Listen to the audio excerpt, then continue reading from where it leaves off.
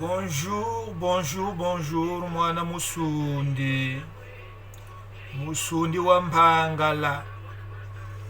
Musikwimba. Mwana ndamba mutikolo ndamba. Oui. Musundi wa Mpangala. Mpangala dia nsunda. Sunda ya Merowe. Merowe dia Napata. Napata dia ngipiti ya Mudumango.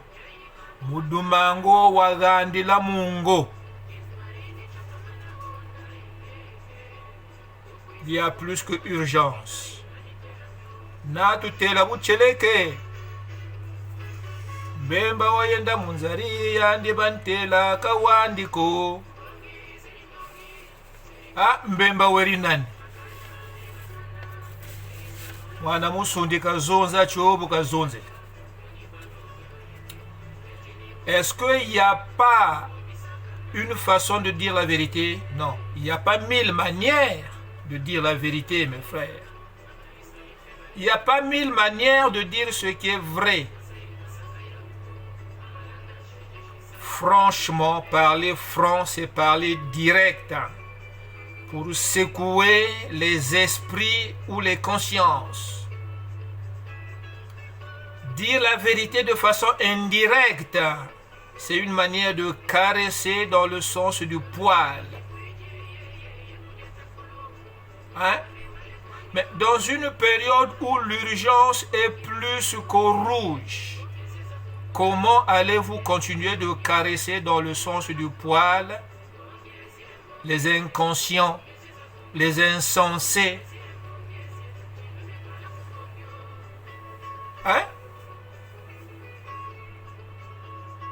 Redia Bouila. Redia Bouila. Yula quoi le Yula, Redia Bouila, mais vous cherchez jamais à savoir. Redia Batikila.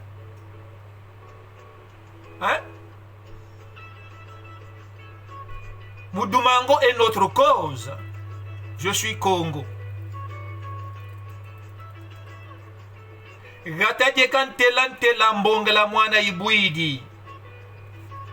Comment le dire en français? Le village debout, debout, le promo l'enfant est tombé. Ça commence quand? Écoutez la chanson. Bukuiza Nkuka. Nkuka, c'est la vague. Mais cette vague a commencé quand? La tribulation est là. Nous sommes en plein dedans.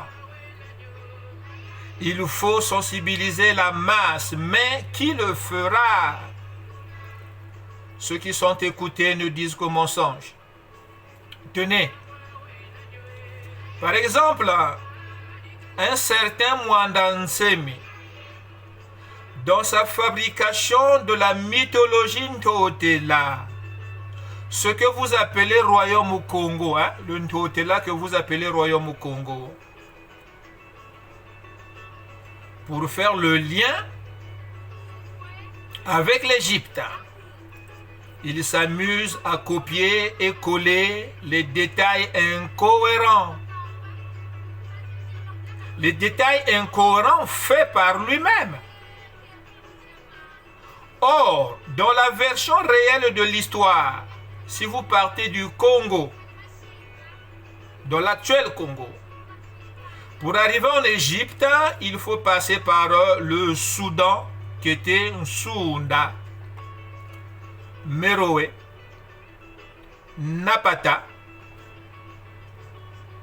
Avant d'arriver en Égypte, il faut d'abord aller vers Carthage, revenir à Napata, ensuite Égypte.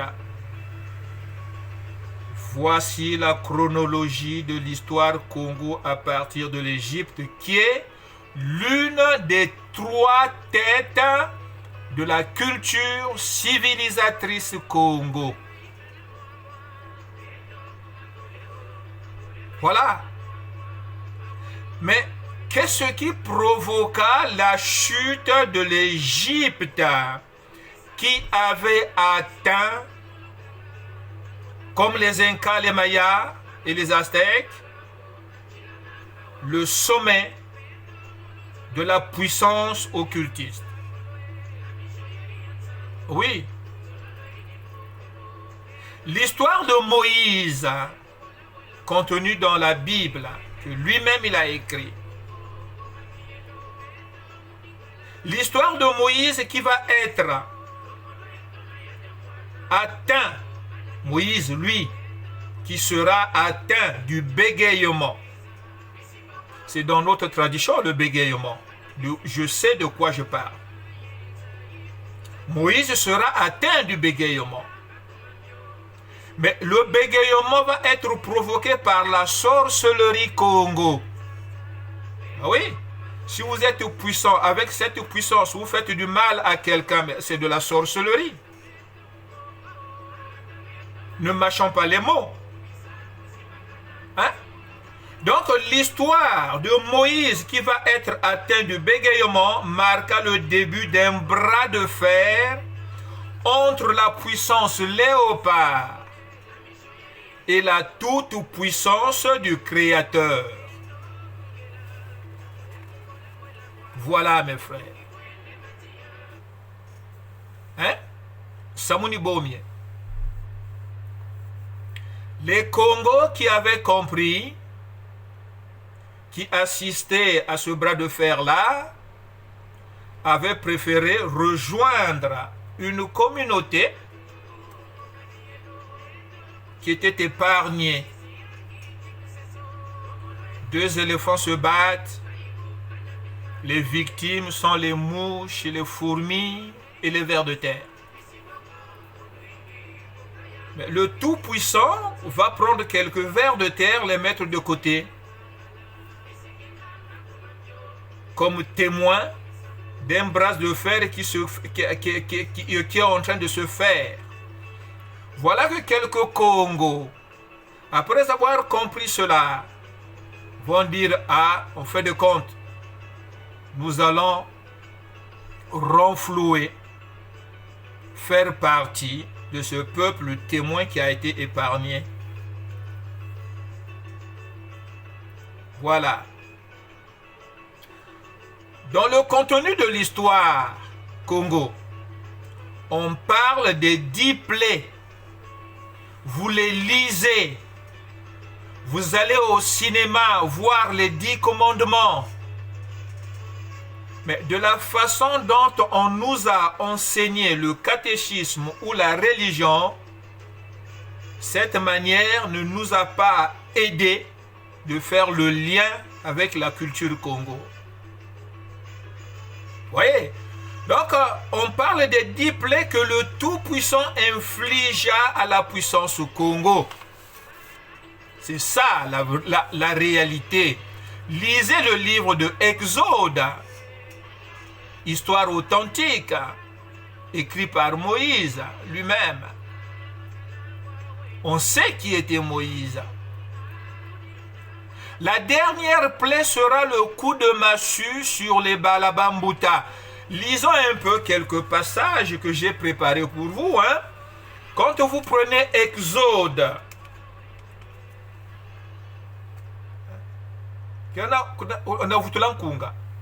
quand vous prenez Exode, ah, vas-y toi. Quand vous prenez Exode, et je ne sais pas quoi, 10e plaie, 9e plaie, hein? Voilà, quand vous prenez Exode chapitre 12, et le verset 12, Dieu est en train de promettre aux Hébreux ce qu'il va faire aux puissants égyptiens Congo. Il est dit, et je devrais passer par le pays d'Égypte cette nuit-là et frapper tout premier-né dans le pays d'Égypte, depuis l'homme, depuis l'être humain, parce que ce n'était pas des hommes. Hein? depuis l'être humain jusqu'à la bête, et sur tous les dieux égyptiens, j'exécuterai des jugements. Je suis Yahvé. Donc le Dieu Tout-Puissant s'appelle Yahvé. Il se fait connaître sous le nom Yahvé. Il y en a qui disent Yahweh, les autres disent Jéhovah. C'est une promesse. Et ça va se réaliser quand vous lisez au verset 29. Et il arriva qu'à minuit, Yahvé frappa tout premier-né dans le pays d'Égypte. Depuis le premier-né de Pharaon, siégeant sur son trône, jusqu'au premier-né du captif qui était dans le cachot et tous les premiers-nés des bêtes. Notre Obenga national dit qu'il n'y a jamais eu de prison en Égypte. Où est-ce qu'il a été fouillé? Dans quelle Égypte a-t-il été fouillé? Vous voyez? Mais pourquoi ça se passe à minuit? La force du mal agit plus dans la nuit profonde, à minuit. Si vous voulez piéger un doki, attendez-le à minuit. Ne dormez pas à minuit, vous allez voir que il n'arrivera pas à vous avoir. Détail historique dans la Bible, s'agissant du Congo. Eh oui. Donc là, la dernière plaie sera le coup de massue sur les Balabambuta. Les Bala, qui veut dire prince. Hein? Nous savons ce que signifie chez nous les Balabambuta. Dans la culture matriarcale, cette classe des Balabambuta avait perdu le droit d'accéder au pouvoir royal.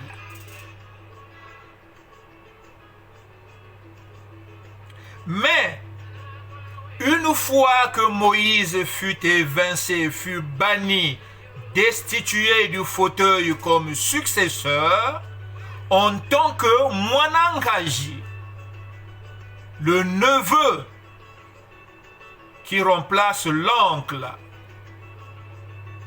Ça, c'est dans le matriarcat. Maintenant, le fils du roi croyait là avoir saisi une occasion de rétablir enfin le système patriarcal. Toujours dans la culture Congo, Dieu décida la mort de tous les premiers-nés.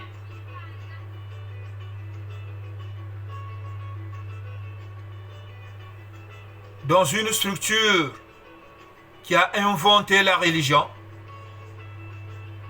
tout premier-né est considéré comme une divinité. Le socle de la religion, c'est le foyer. Le symbole trinitaire était le palmier.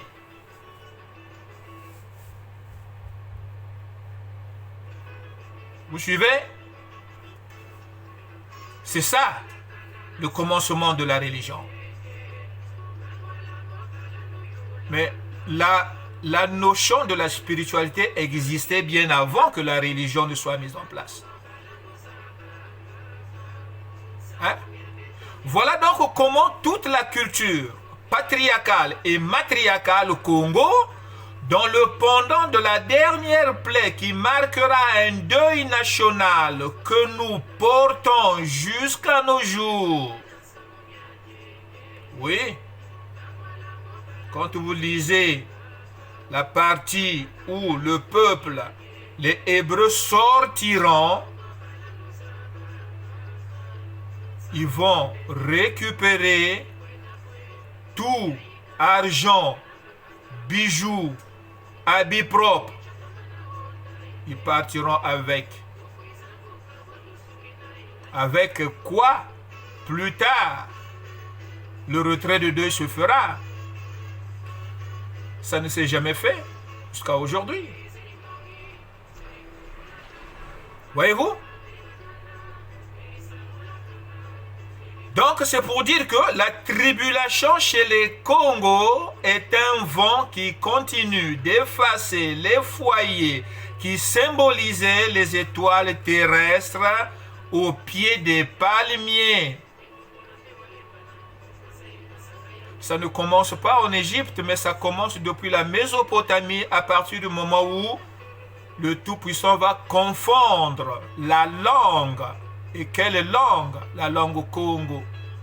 Ndinga Yango.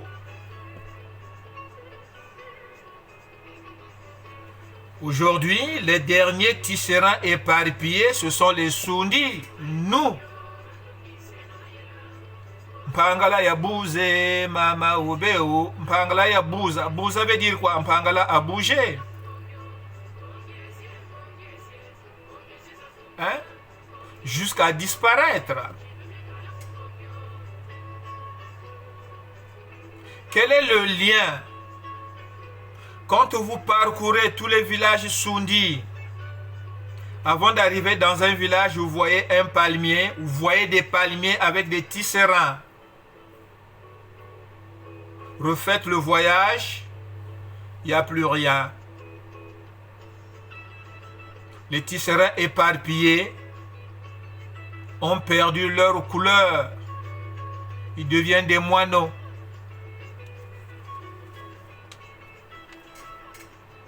Le mensonge mythologique de Mwanda Nsemi avec ses copier-coller, c'est d'enseigner qu'après la chute de l'Égypte, l'archange Mwanda trouva mieux de venir monter un royaume dans les grands lacs.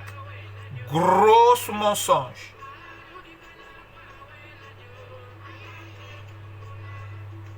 Un mensonge très grossier. Archange Mwanda n'existe pas. Il n'y a qu'un seul archange. Que veut dire archange?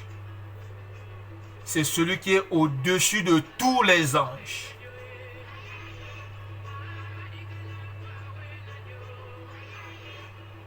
Vous voyez? Hein? Donc là, Mwanda Nsemi, pour justifier sa légitimité usurpée, il bricole une histoire donnant le nom à un ange, à moins que ce soit un ange rebelle, qui s'appelle Mwanda, mais archange. Donc il sait bien que l'Égypte est tombée, mais il ne vous donne pas les raisons qui ont fait que l'Égypte tombe. Et voilà que un supposé archange trouvera la force de traverser, de sauter l'Éthiopie, qui était aussi puissant. Sa puissance venait d'où? Merowe, qui était aussi puissant, sa puissance venait d'où? Pour venir faire plus tard le Congo. Diantote là. Hein? Comme la honte n'est pas dans l'esprit sorcier, le menteur aussi n'a pas honte. Comme disaient mes parents, ndokina ngungu ni badia kwao. Allez? Donc, cette version est née depuis que Mwana Sundi, aidé par la Bible, a ouvert le chemin d'une Sunda, en démontrant que nous venons pas de Ntotela. Nous ne venons pas de Ntotela. Depuis que Mwana Sundi a mis en place une version qui contredit que nous venons de Ntotela, les versions changent. Donc cette révélation oblige Mwanda Nsemi de revoir ses copies mais toujours dans le sens du mensonge. Mais est-il vraiment spirituel? Spiritualité rime avec mensonge. La mythologie n'a rien de la spiritualité. Le mensonge donne la force plutôt au spiritualisme. Voyez-vous? Mais qu'est-ce que la spiritualité? Je ne cesse de le dire. En Kikongo, spiritualité veut dire quoi? Si vous êtes incapable de maîtriser la force de la justice, vous ne pouvez pas dire que vous êtes spirituel. Si vous êtes incapable de maîtriser la force de l'amour, vous ne pouvez pas dire que vous êtes spirituel. Mentir à l'autre n'est pas une preuve d'amour. Mentir à l'autre n'est pas une preuve de justice. Si vous êtes incapable de maîtriser la force de la sagesse, vous n'êtes pas spirituel. Le sage est celui qui se montre franc dans son intelligence, analyser les faits tels qu'elles sont et les dire comme elles sont. Et la puissance, c'est quoi? C'est de considérer les mots qui sortent de nos bouches. La parole est puissante. Ça, le mythologue le sait. Mais pour vous maudire, il vous ment. Peut-on dire qu'on est spirituel? Hein? Dieu créa l'être humain à son image. Mais qu'est-ce qui fait cette image? Il y en a qui le disent. Dieu est invisible. Mais l'image de Dieu, oui, Dieu créa l'être humain à son image. Mais l'image, c'est un reflet. Tifwani. Tifwani kianzambi. Hein? Nzamba kela bantoto na elili na ye. Ce processus qui mène l'être humain de refléter l'image de Dieu, ce processus a été détruit, cassé par la culture Congo.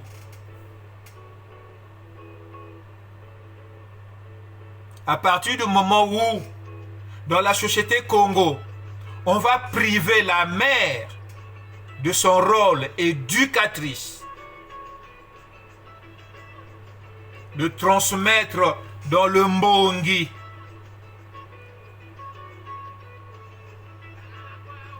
dès cet instant, tout est cassé. Quel était le rôle de la mère? C'est d'enseigner. Enseigner quoi?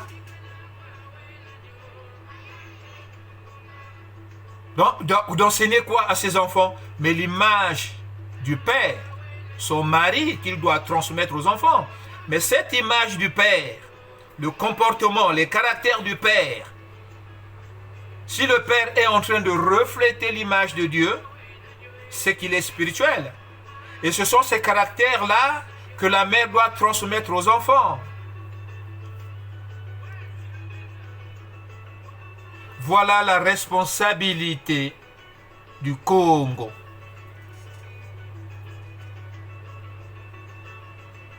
Akabo kuiza nkuka bwetu sukina. Ame nkuka ya patika.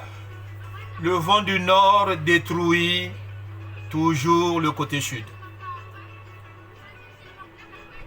emportant avec lui les cendres des foyers qui ne laissent que des pierres.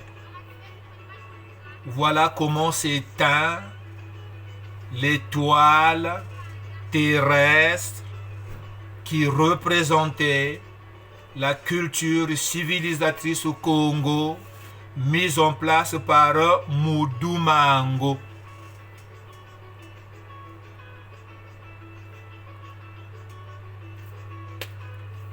Voilà, Bayaya.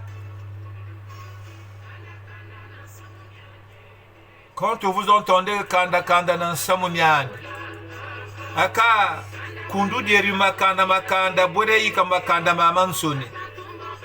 Quelle est la différence entre Kundu et Kindoki? Il y a une différence. Sauf que les confucianismes n'aiment pas établir cette différence afin d'éclairer les gens. Dans la confusion, la sorcellerie prend sa force. Il y a une différence entre Kundu et Kindoki. Hein? Il y a bien une différence.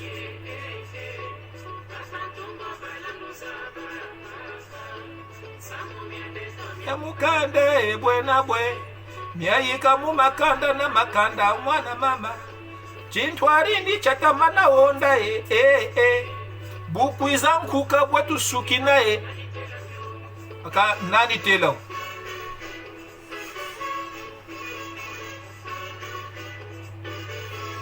mbongezeri kumfuna kantama Meri sangula kantama nibi kuku kwa bya sala akabiri bantu kwa beyende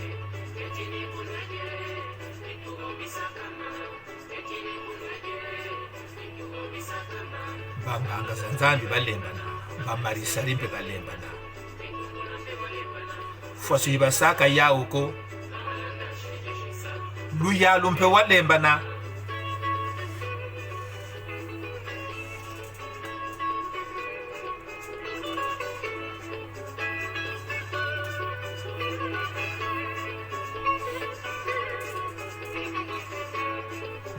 lolo di buiji ye kudiata kolo yambambi wele kwandi bandoki senoma yela mbongezeze di kumfunaka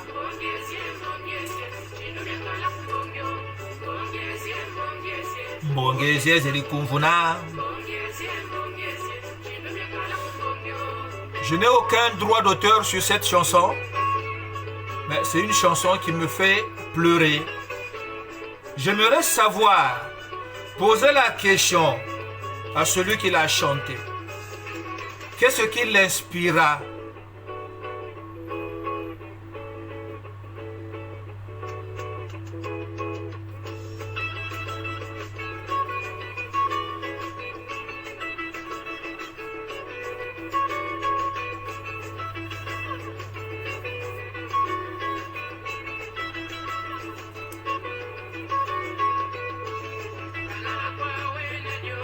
Yaye kunguna kundu. Le mal n'est pas dans le kundu, hein? Le mal n'est pas dans le kundu, mais le mal est dans le kindoki.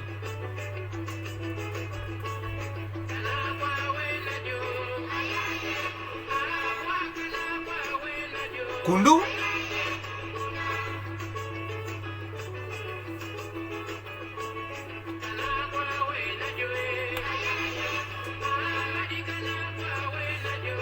l'esprit léopard. L'esprit léopard. Quand vous lisez les livres des Actes, l'apôtre Paul qualifie ça de l'esprit sauvage. Dans les versions catholiques, on dit les païens.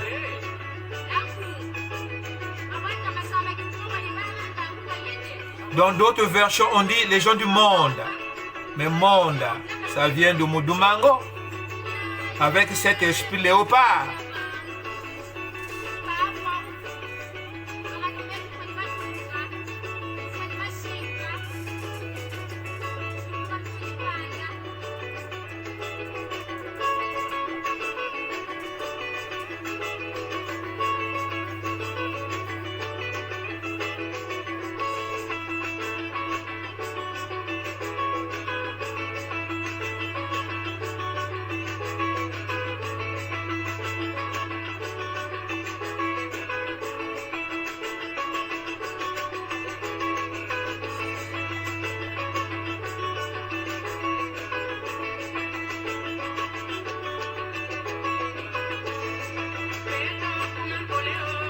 Makole mayika na mwa. Makole mayika na tata. Magata meto kukongo, magata meto merinsangu, kumbisa kuzimba kanandi, zunguluka mulukanga, nankota mamba ya wola. Meto kulunzolo, lunzolo lori lolisambulwe, la mishoyeri yansangu, lunzolo lori ni mvukulu. Mabaya kubola bwela bwana. Buku kibwende majia matumbu ngoma biyelo.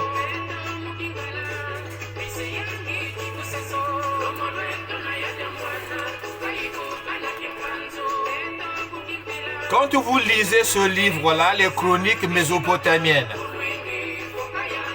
j'ai retrouvé un nom dedans, aujourd'hui dans le pool.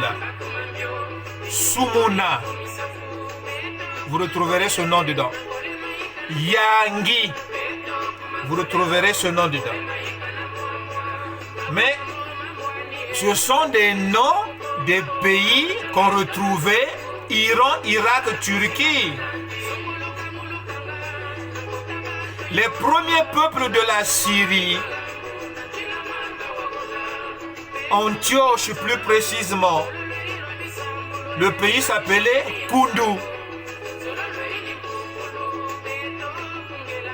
Mabaya kubola bwela bwana, mbuki kibwende matia, matumbu ngoma biyelo. Yangi chikuseso, longolo eto na yeda bwana, kukaibuka na kimpanzu. Kimpila choche ya biza, kulwingi, kukabanda na bisibanda, baba nsoni basundi. Bisikindamba kumambio, bisiminduli kumisafu.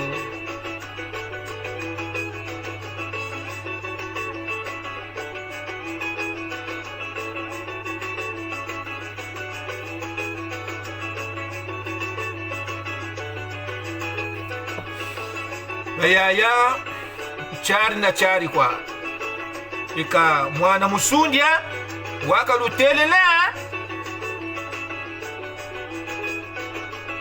hein? Comme on dit, sauve qui peut.